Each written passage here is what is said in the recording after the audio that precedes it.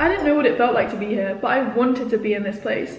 And now that I'm here, like, it's honestly the best thing. Good morning, guys, and welcome to another episode of what I should be calling holidays.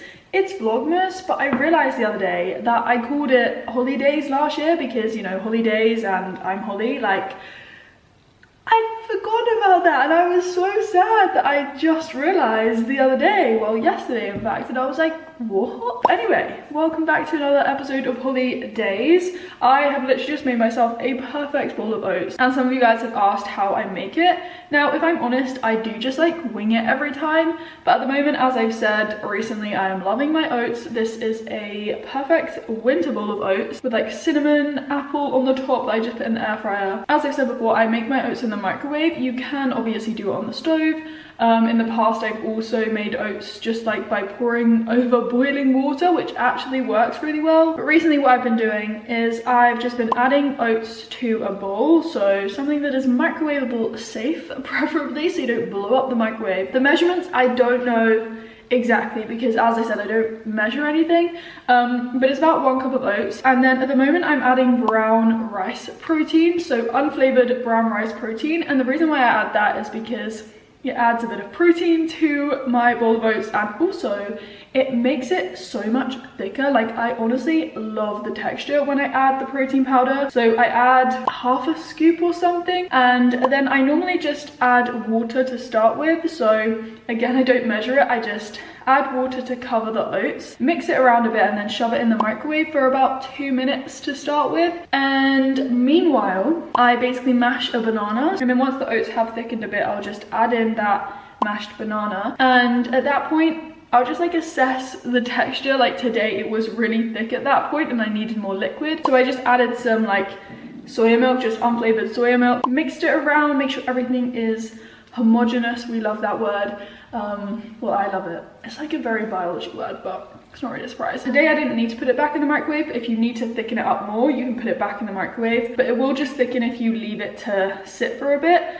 So I thought the texture was really good today. It was a texture that I personally would look for in my oats, like thick. And then I just added toppings. Oh no, the one thing I do like to mix into my oats actually is a flaxseed, so ground flaxseed powder, which is really good for like omega-3s. And then you can basically just top it with whatever you want. So sometimes I'll add more banana on top, berries, blueberries, frozen fruit, which will just thaw because the oats are warm. But yeah, today I just added some cinnamon stewed apple, we could say, but I did it in the air fryer. And yeah, I added some quinoa puffs and then some more flaxseed, and that is basically my bowl of oats. So I can leave the recipe kind of down below, the rough recipe, but as I said, you just have to try it out a bit and see what you like. I would say that I used to add like chia seeds to my oats so they blow up, but I don't do that anymore because I don't like the texture that it brings to my oats. Like, it's really weird and I just don't like it. So yeah, I prefer to add the flaxseed. But my plan for this video anyway, I just wanted to sit down with my oats and basically talk to you guys about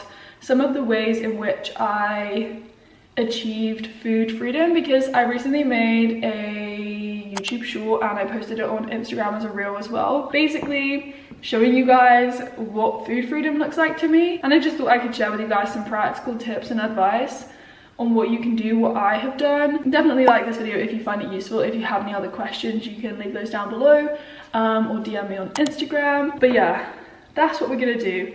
And I need a spoon. Taste test, you guys, taste test time. Oh my god, that's just like the perfect bowl of oats for me. I am so bad at like eating and chatting because I always have stuff all over my face and in my teeth, and I'm like either eating not chatting or chatting not eating. Like, it's so hard to do this. But the first piece of advice, because I have like 8 tips, they are in no particular order, but the first thing I would say is to basically add variety. Try new foods every week, try new meals, just don't get stuck in a rut, because I feel like I have definitely done this in the past. Eventually you're gonna get bored and you'll then find yourself scared to try new things. I encourage you to constantly challenge yourself to try new foods and to try new meals and spice up what you're eating. Don't always eat the same thing. Obviously you can have your staple meals, but like if you have them all the time, you're not gonna ever try anything else. I used to have this really weird mindset around like drinking a smoothie in the morning for breakfast. Like I was like, I had to drink a smoothie, but you can have so many other things for breakfast, like pancakes or cereal or toast, or I just threw some oats. Toast or the oats landed in the mug, you guys. You see what I mean? Talking and eating, like it goes everywhere. The second thing to say is that I don't count calories. I just simply eat what I want, when I'm hungry. Obviously, I'm mindful of the fact that I want to get enough micronutrients and, you know, eat enough carbohydrates and fats and protein and have balanced meals. But like, I don't track anything. No, I do apologize. I don't want to eat with my mouth full of food. Now, having said that, I should say that you shouldn't see calories as like a bad thing. Like in the past, I used to see calories as something so, I don't know, just like bad. Calories are literally just a numerical way of measuring energy. You know, if you do see calories, you can't let them, you know, affect what you're eating or what you're choosing to eat. So where this comes into play is like calories on menus. I think this was recently changed in the UK or something. I think like more places were putting calories on menus. Personally, I wish there could be a choice between two menus, like menus with calories, menus without calories, because sometimes it can be so in your face. It's like the dish and then the number, and it can potentially skew your choices. Even if you don't do it consciously, unconsciously, you could be going for the lower calorie option. We just need a moment of appreciation for these oats again. Like look, so freaking good. But as I said, you have to be so mindful of not letting that affect your food choices. Like at the end of the day, it's an amount of energy, and that goes back to my whole idea of why I don't count calories, because some days I'll eat more than others, and that's fine. That's normal to have those fluctuations. I would advise speaking to like a close family member or a friend and kind of ask them to be there for you and to look out for you when you're eating out at restaurants. Maybe get them to ask you whether you've chosen that dish based on the calories or because you actually want that and you feel like that. Or even ask yourself that question, okay, if you don't have anyone to talk about this. You know, I'm now at a point where calories don't bother me. I can see the number and I can be like, okay, that's fine, whatever. I'm not gonna let it impact the way I feel around food, my food choices. Like you really have to retrain your brain and your mindset surrounding calories. Related then to that is to basically eat when you're hungry. Listen to what your body is saying, and the more you listen to that,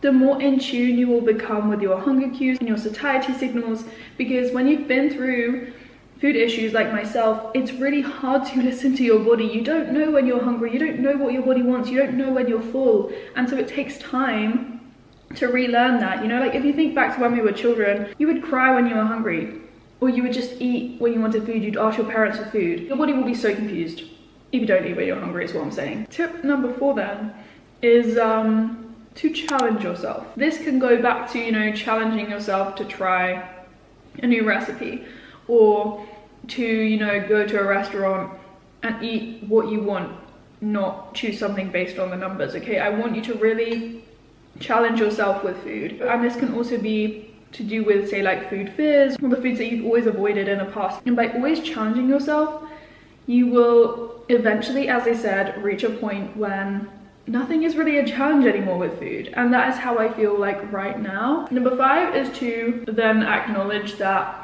this doesn't happen overnight. It will take time, but you can't just let time run its course, okay? You have to put in the work, and that's why I've said you have to continuously challenge yourself. I am so sad this is coming to an end. Oh my god.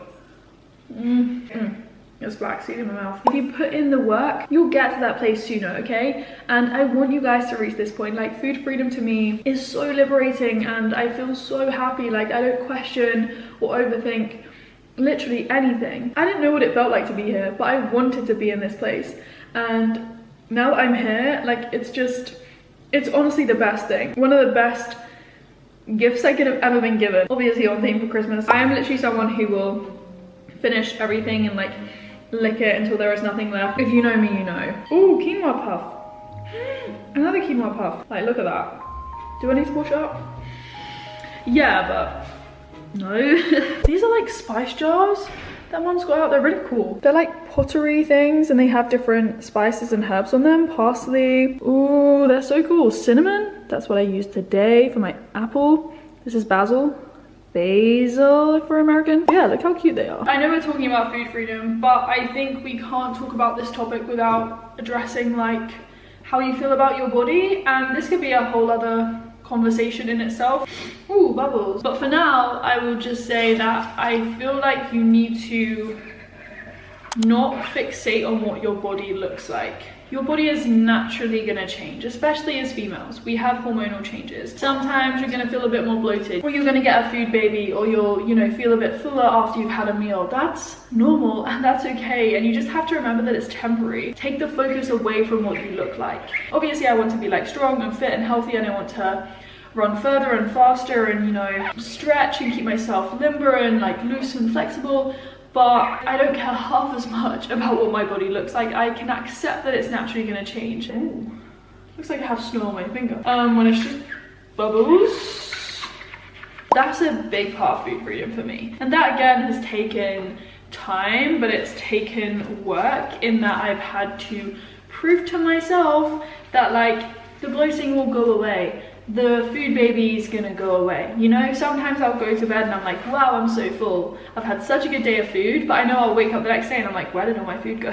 Because your body deals with it. Like, that's what your body does. At the end of the day, you're never gonna look like anyone else. You're only gonna live in your own skin. And I'm not saying you have to wake up every day and be like, oh my God, I love my body and I feel so good today. Like, you're not gonna feel like that every day. You're gonna have good days and bad days. But I want you to just eat and not worry and think about your body. I actually bought my air fryer last year for Vlogmas. If you guys watched last year's Vlogmas or holidays, this isn't actually the same one because I did mention this in a video where I basically almost blew up the air fryer. I still have the same one and this one hasn't blown up yet.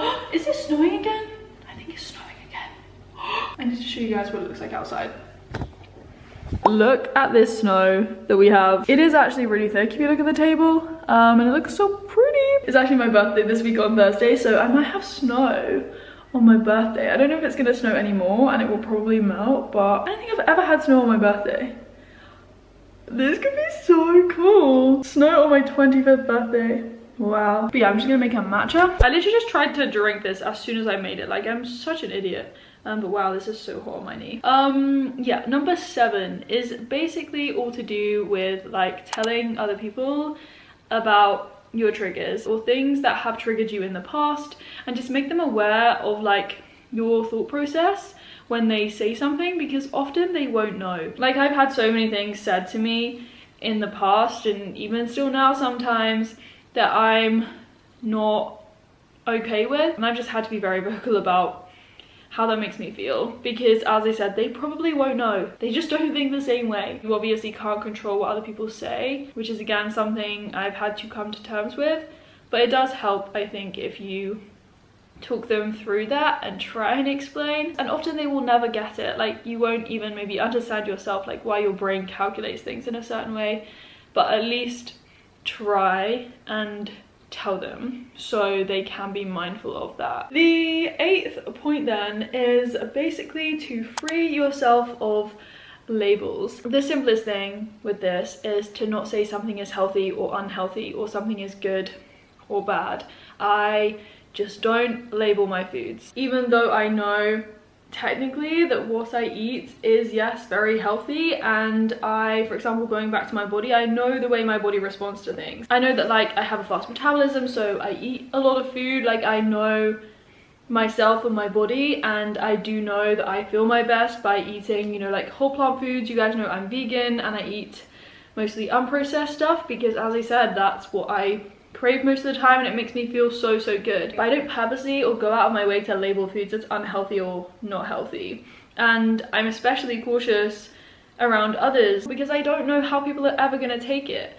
And the same thing with online. I don't want people to be like, oh my gosh, she's eating that because she's orthorexic, you know, or I don't want to trigger anyone. So I do know deep down what the situation is, but as I said, I don't like overtly label things. But yeah, that's basically my practical advice.